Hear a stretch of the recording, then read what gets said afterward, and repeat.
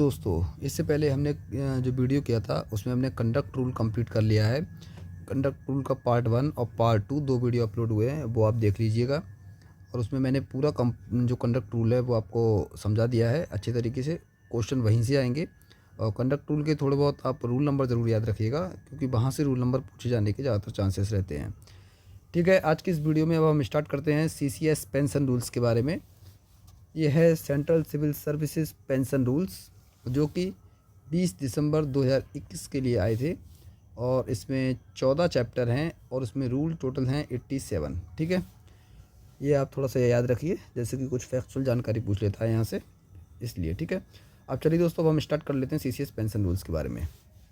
इसमें दिया गया है यहाँ पर शॉर्ट टाइटल एंड कमिटमेंट। ठीक है, इसमें दिया हुआ होता है कि इस रूल्स के लिए क्या कहा जाएगा, तो इस रूल्स के लिए CCS पेंशन रूल 2021 कहा जाता है। Central civil service pension rule 2021 इसे कहा जाता है। ठीक है, उसके बाद में इसमें एप्लीकेशन की बात की गई है कि ये किस किस पर अप्लाई होता है और किस पर अप्लाई नहीं होता है। तो ये सभी गवर्नमेंट सर्वेंट्स पर अप्लाई होता है जो कि 31/12/2003 को या फिर उससे पहले अपॉइंट हुए हैं, उन पर अप्लाई होगा। और इंक्लूडिंग सिविलियंस इन डिफेंस, जो डिफेंस में सिविलियंस हैं ये उन पर भी अप्लाई होगा। ठीक है, इसके बाद में आता है कि इसे ये किस पर अप्लाई नहीं होगा। तो जो पेंशन रूल है वो रेलवे पर ये अप्लाई नहीं होगा, ऑल इंडिया सर्विसेज पर, कैजुअल एंड डेली रेटेड जो एम्प्लॉय होते हैं उन पर ये अप्लाई नहीं होता है। ठीक है, उसके अलावा पेड फ्रॉम कंटेंजेंसी, जिनका पैसा कंटेंजेंसी से दिया जाता है, कॉन्ट्रेक्चुअल जो एम्प्लॉय होते हैं इन पर ये अप्लाई नहीं होता है। इसके अलावा एंटाइटल जो CPF, जो कि CPF के लिए एंटाइटल है, जिनका CPF कटता है, उन पर ये अप्लाई नहीं होगा। ठीक है, इसके अलावा जो लोकली रिक्रूटेड हैं, ठीक है, और जैसे कि डिप्लोमेटिक होते हैं किसी कहीं, या फिर डिप्लोमेटिक के अलावा मान लीजिए इंडियन मिशन है कहीं पर, या फिर जो मतलब लोकल जो अपॉइंट कर लिए जाते हैं कुछ लोग कुछ ऑफिसों में या कहीं बाहर भी ऑफिसों में, तो उन पर ये रूल जो है अप्लाई नहीं होता है। ये आप यहाँ पर ध्यान रखिएगा। ठीक है, और ये मैंने बता दिया आपको।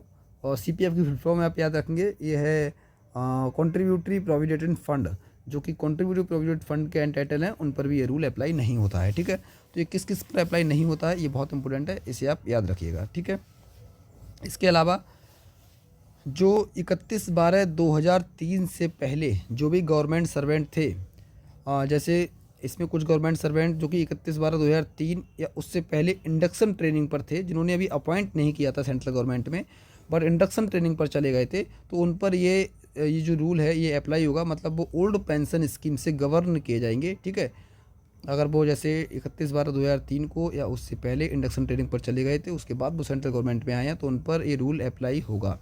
इसके अलावा सेंट्रल गवर्नमेंट या स्टेट गवर्नमेंट में थे 31/12/2003 से पहले, और बाद में मतलब जो है सेंट्रल गवर्नमेंट में उनका ट्रांसफ़र हुआ है, तो वो भी जो है इन पर ये रूल अप्लाई होगा।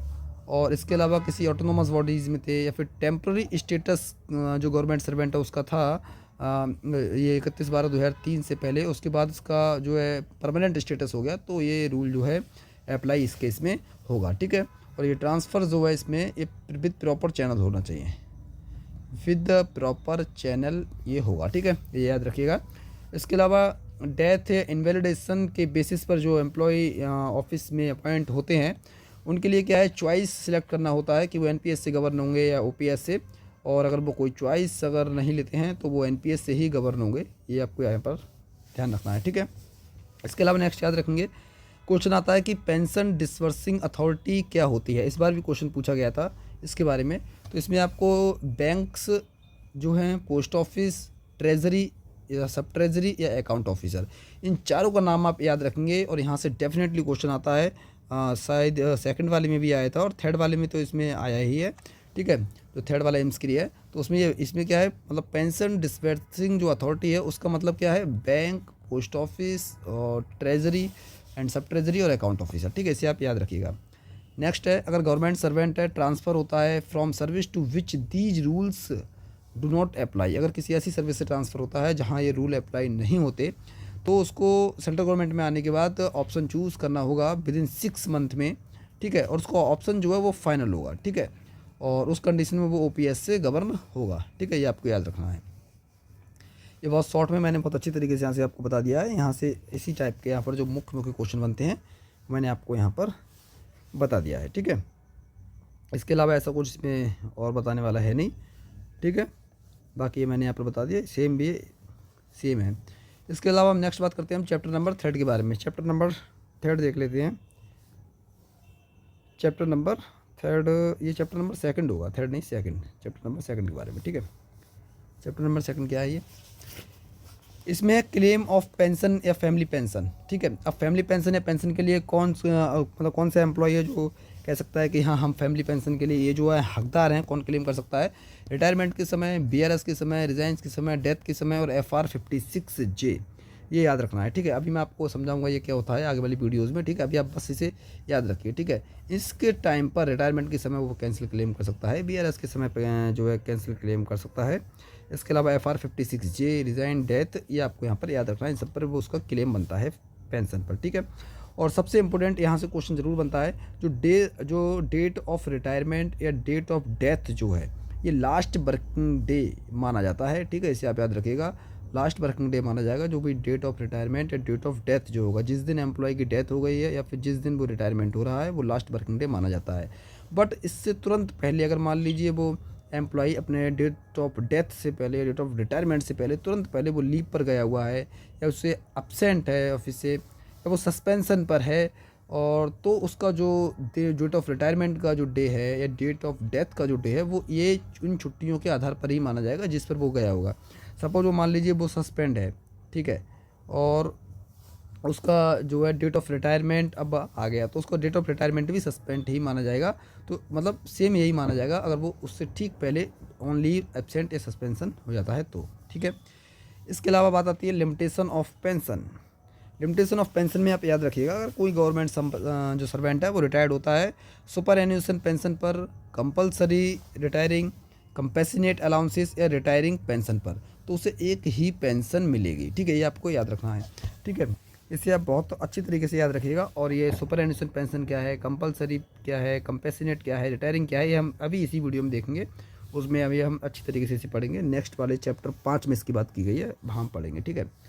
तो आप ये याद रखिएगा, सुपर एन्यूएशन पेंशन पर रिटायर होता है, कंपलसरी रिटायरिंग, कंपेसिनेट अलाउंसेस और रिटायरिंग पेंशन पर, तो उसे एक ही पेंशन मिलेगी। लेकिन कोई गवर्नमेंट सर्वेंट जो है इनवैलिड पेंशन पर, कंपनसेशन पेंशन पर, या फिर फ्रॉम PSC ऑटोनोमस बॉडी से रिटायर हुआ, या फिर मिलिट्री सर्विस से, या फिर कोई वो स्पाउस था जिसे पेंशन मिल रही थी और वो दोबारा अगर मान लीजिए री एम्प्लॉयड हो गया, ठीक है, तो री एम्प्लॉयड उसे होने के बाद वो उसकी भी सेपरेट पेंशन पा सकता है। लेकिन इस कंडीशन में वो री एम्प्लॉयड अगर होता है तो उसे पुरानी ही पेंशन मिलेगी और री एम्प्लॉयड वाले जो जिस जॉब में वो गया है उसकी पेंशन मुझे नहीं मिलेगी, ठीक है।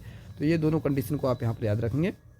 इसके अलावा रूल 7 बहुत इंपॉर्टेंट है, गुड कंडक्ट में के बारे में बताया गया है कि आफ्टर रिटायरमेंट, जब एक गवर्नमेंट एम्प्लॉय जो होता है वो रिटायरमेंट हो जाता है, उसके बाद में भी उसे उसका जो मतलब गुड कंडक्ट के लिए उसे मतलब बताया गया है कि उसे किसी भी प्रकार का मिसकंडक्ट नहीं करना है, ठीक है। अगर वो किसी प्रकार का मिसकंडक्ट करता है तो जो अपॉइंटिंग अथॉरिटी होती है, ठीक है, अपॉइंटिंग अथॉरिटी होल्ड कर सकती है उसकी मतलब पार्ट या फुल पेंशन के लिए, मतलब उसकी आधी पेंशन होल्ड कर सकती है या वो फुल पेंशन के लिए होल्ड कर सकती है, ठीक है।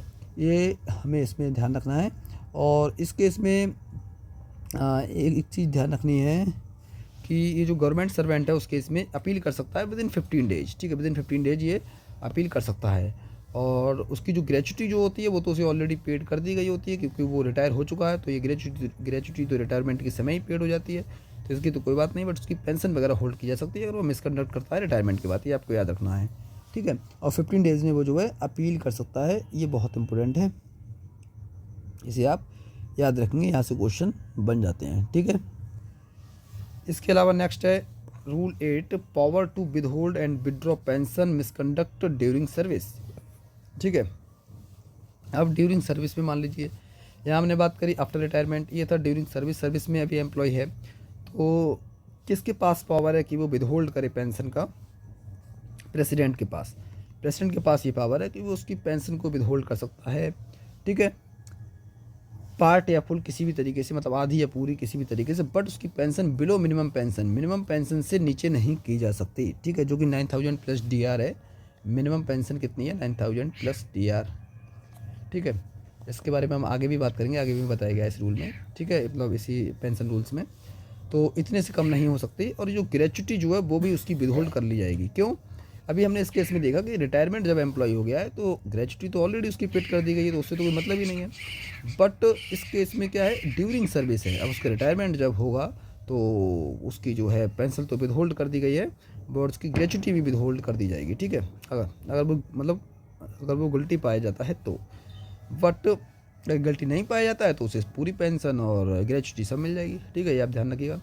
डिसिप्लिनरी प्रोसीडिंग अगर मान लीजिए पेंडिंग है और रिटायरमेंट का टाइम आ गया, किसी एम्प्लॉय के खिलाफ डिसिप्लिन प्रोसीडिंग चल रही है और उसका मतलब कंक्लूडिंग अभी जो है उसका नहीं हुआ है कंक्लूजन, और वो समाप्त नहीं हुई है और रिटायरमेंट का टाइम आ गया, तो क्या होगा, अगर वो माइनर के लिए चल रही होगी, जो कि माइनर पेनल्टी होती है, तो कोई इफेक्ट भी नहीं पड़ेगा पेंशन पर और ग्रेच्युटी पर। अगर सपोज वो मेजर पेनल्टी के लिए डिसिप्लिनरी प्रोसीडिंग चल रही होगी तो उसको पेंशन ना देकर प्रोविजनल पेंशन दे दी जाएगी, जो कि करीब करीब पेंशन के बराबर ही होती है, उसे प्रोविजनल पेंशन दे दी जाएगी। बट उसकी जो ग्रेच्युटी जो उसे मिलती है वो विदहोल्ड कर ली जाएगी, ठीक है, ग्रेच्युटी उसे नहीं मिलेगी उस कंडीशन में। इसके अलावा नाउ फाउंड गिल्टी, अगर वो गिल्टी पाया जाता है तो मतलब आफ्टर रिटायरमेंट अगर मान लीजिए वो गिल्टी पाया गया, उससे पेंशन जा रही है, तो उससे रिकवरी भी की जा सकती है, जो कि 1/3 से ज़्यादा नहीं हो सकती उसकी पेंशन का, ठीक है। आफ्टर रिटायरमेंट डिसिप्लिनरी प्रोसीडिंग अगर किसी एम्प्लॉय पर चलानी है, मतलब गवर्नमेंट सर्वेंट जो है मान लीजिए रिटायर हो गया और रिटायरमेंट के बाद अगर किसी पर डिसिप्लिनरी प्रोसीडिंग डिपार्टमेंट जो है वो चलाना चाहता है कि अब इस एम्प्लॉय पर मैं डिसिप्लिनरी प्रोसीडिंग मुझे चलाना है, ऐसा डिपार्टमेंट सोचता है, तो डिपार्टमेंट 4 साल तक ही, मतलब रिटायरमेंट के 4 साल तक तो वो चला सकता है। बट अगर 4 साल हो गए उसके बाद जो है डिपार्टमेंट उस पर किसी भी तरीके की डिसिप्लिन प्रोसीडिंग नहीं चला सकता, अगर फिर भी मतलब चला ही नहीं सकता, कब तक, अगर कोई प्रेसिडेंट का कोई डायरेक्ट ऑर्डर नहीं है तो ही चल सकता है, अन्यथा रिटायरमेंट के 4 साल के बाद कोई भी डिसिप्लिन प्रोसीडिंग डिपार्टमेंट के द्वारा एम्प्लॉय के ऊपर नहीं चल सकती, ठीक है, ये आप याद रखिएगा। अब अभी है जुडिशली प्रोसीडिंग, इसकी हम बात कर रहे हैं किसकी, जुडिशली जो प्रोसीडिंग है वो कब अपने आप ऐसा माना जाता है कि वो डीम्ड स्टार्ट, मतलब अपने आप ही स्टार्ट, मतलब जुडिशली प्रोसीडिंग उस पर जो गवर्नमेंट सर्वेंट है उस पर चल चुकी है, ऐसा माना जाता है, मतलब ठीक है, डीम्ड माना जाता है। किस केस में, 2 केस है, एक क्रिमिनल और एक सिविल केस।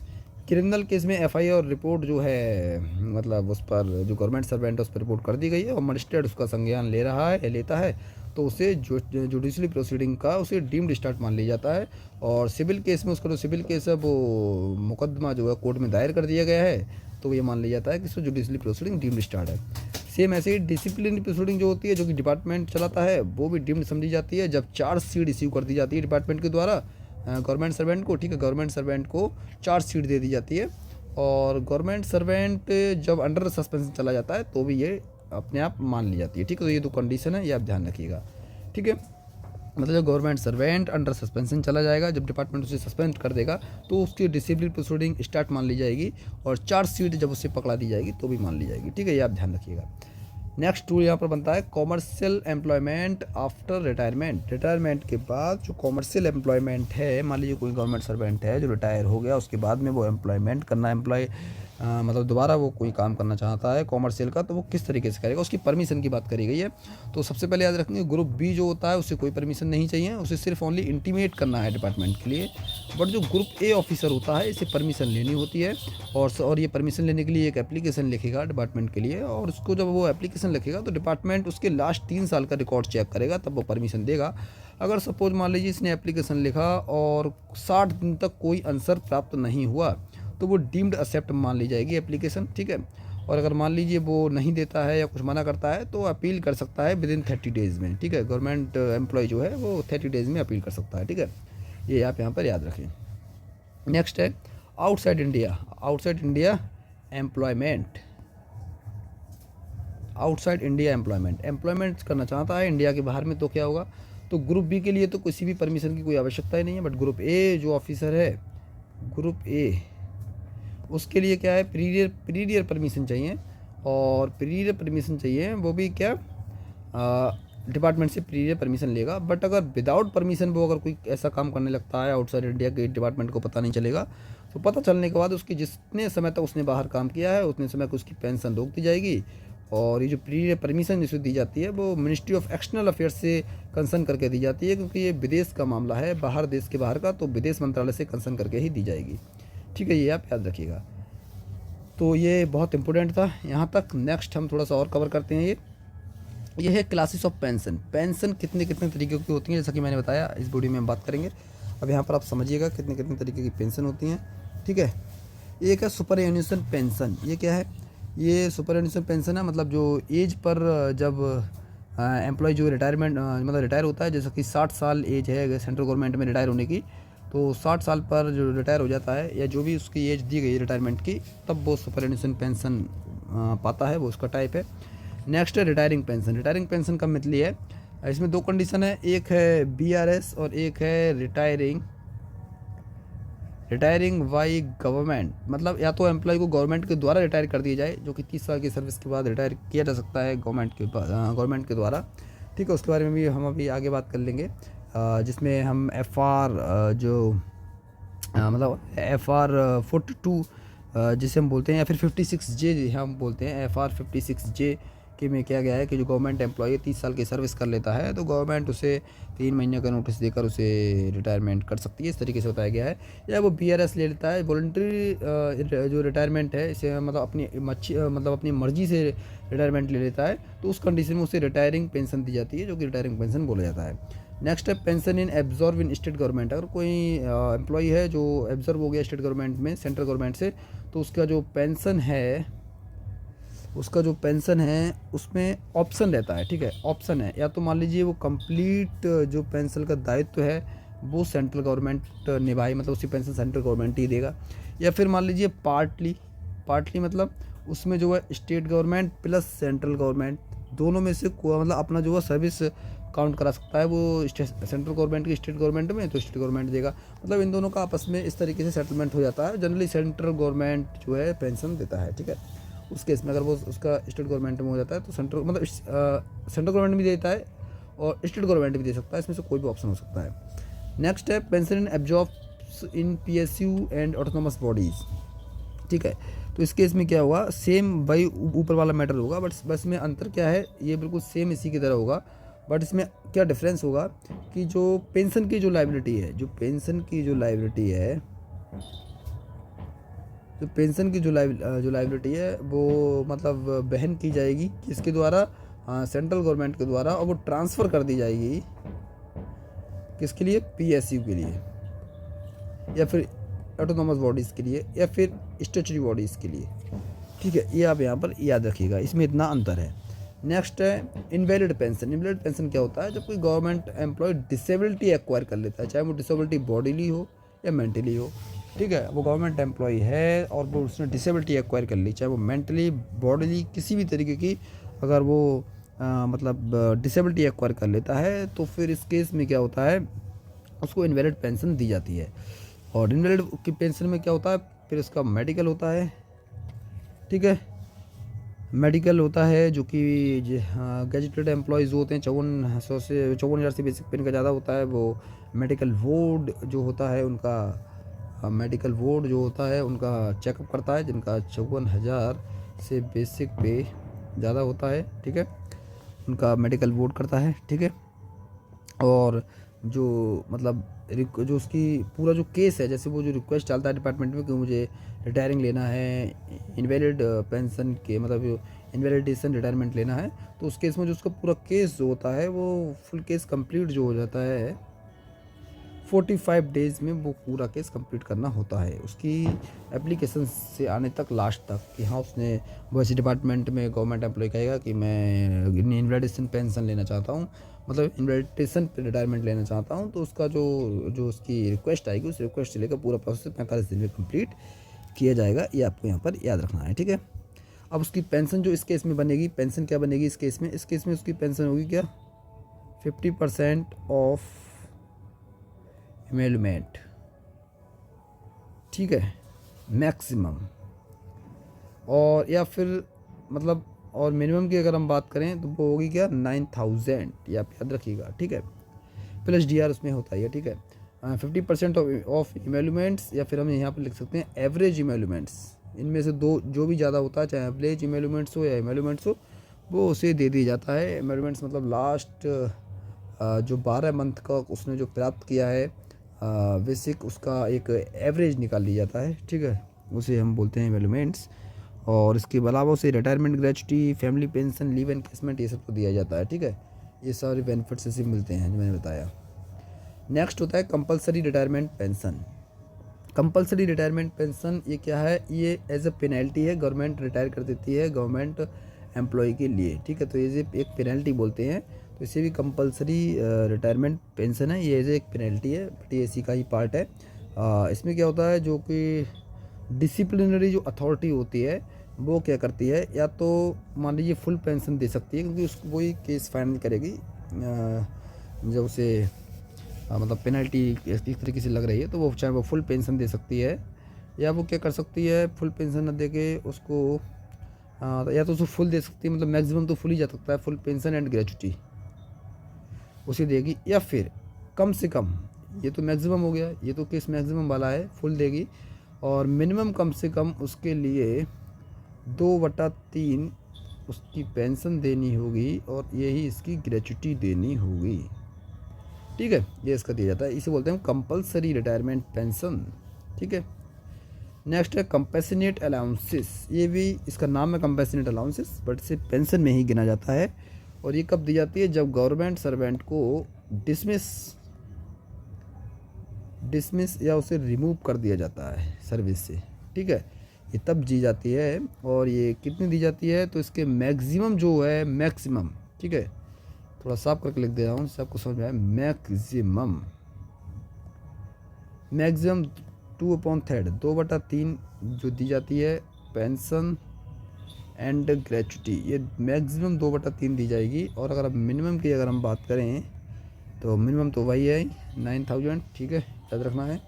फिर है कंपनसेशन पेंशन। कंपनसेशन पेंशन क्या होता है, ये होता है एबोलिशन ऑफ पोस्ट,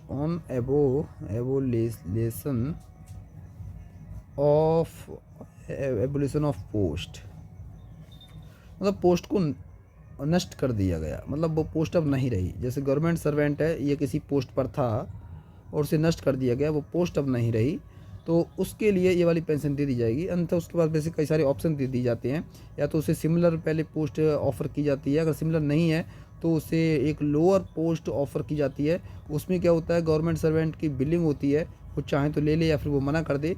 ले लेता है तो कोई दिक्कत नहीं है, उसका जो जो उसका पे है उसको प्रोटेक्ट कर दिया जाता है, और उसको जो है हाई, जो उसकी मतलब हाई जो उसकी पोस्ट होती है बड़ी वाली, उसका ही पे उसके लिए उसके हिसाब से ही मिलता है। अदरवाइज इसे कंपनसेशन पेंशन इसे हम बोलते हैं।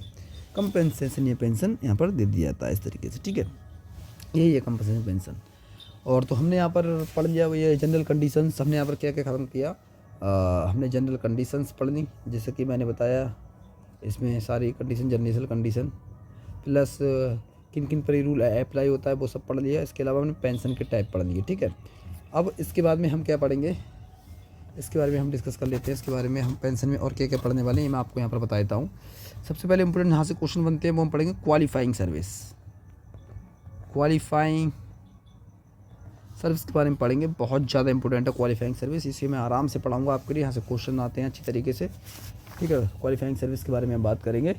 उसके अलावा हम प्रीमेच्योर या वॉलंटियर जो रिटायरमेंट है, जो कि मैंने आपको यहाँ पर बताया था, हम थोड़ा सा अच्छे तरीके से बात करेंगे, क्वेश्चन वहाँ से आते हैं। BRS या फिर जो प्रीमेच्योर रिटायरमेंट है, गवर्नमेंट के द्वारा रिटायरमेंट कर दिया जाता है, जो कि मैंने बताया, ठीक है, पहला ये, दूसरा ये। तीसरा हम पढ़ेंगे पेंशन एंड ग्रेच्युटी के बारे में, पेंशन क्या है, ग्रेच्युटी क्या है, कैसे कैसे दी जाती है, ये सब पढ़ेंगे। फिर चौथा हम पढ़ेंगे डियरनेस रिलीफ के बारे में, जो कि पेंशन पर दिया जाता है, जैसे सैलरी पर डियरनेस अलाउंसेस दिया जाता है, पेंशन पर डियरनेस रिलीफ दिया जाता है। और पांचवा मैं आपको थोड़ा सा पढ़ाऊँगा कि प्रोसेस क्या है इस सब केस का, कैसे केस फॉलो होता है, प्रोसेस क्या है। यहाँ से भी एक क्वेश्चन बना था लास्ट टाइम इसमें थर्ड वाले में, तो यहाँ से एक क्वेश्चन आ सकता है। और इसके अलावा मैं थोड़ा सा इसमें आपको टर्म समझा दूंगा कि कम्यूटेशन क्या होता है, और कम्यूटेशन के अलावा प्रोविजनल जो ग्रेच्युटी होती है वो क्या है, प्रोविजनल पेंशन क्या है, ये सारी चीज़ें थोड़ा सा समझा दूंगा। बस इतने से ही पेंशन रूल से आपको क्वेश्चन बन जाएगा बहुत आराम से। इसमें हम नेक्स्ट वीडियो में इसके बारे में बात करेंगे। हो सकता है इसके 3 पार्ट बने, थोड़ा सा बड़ा है वीडियो, ठीक है। छोटे छोटे पार्ट बनाने की मैं कोशिश कर रहा हूँ जिससे आप आराम से देख सकें। ये मात्र 24-25 मिनट का पार्ट बना है, ठीक है। तो वीडियो पसंद आए तो लाइक जरूर करें और कमेंट जरूर करके बताया करें कि आपको वीडियो कैसा लग रहा है, ठीक है। और अपने साथ के दोस्तों में इसको शेयर भी आप कर सकते हैं। चलिए दोस्तों, मिलते हैं नेक्स्ट वीडियो में।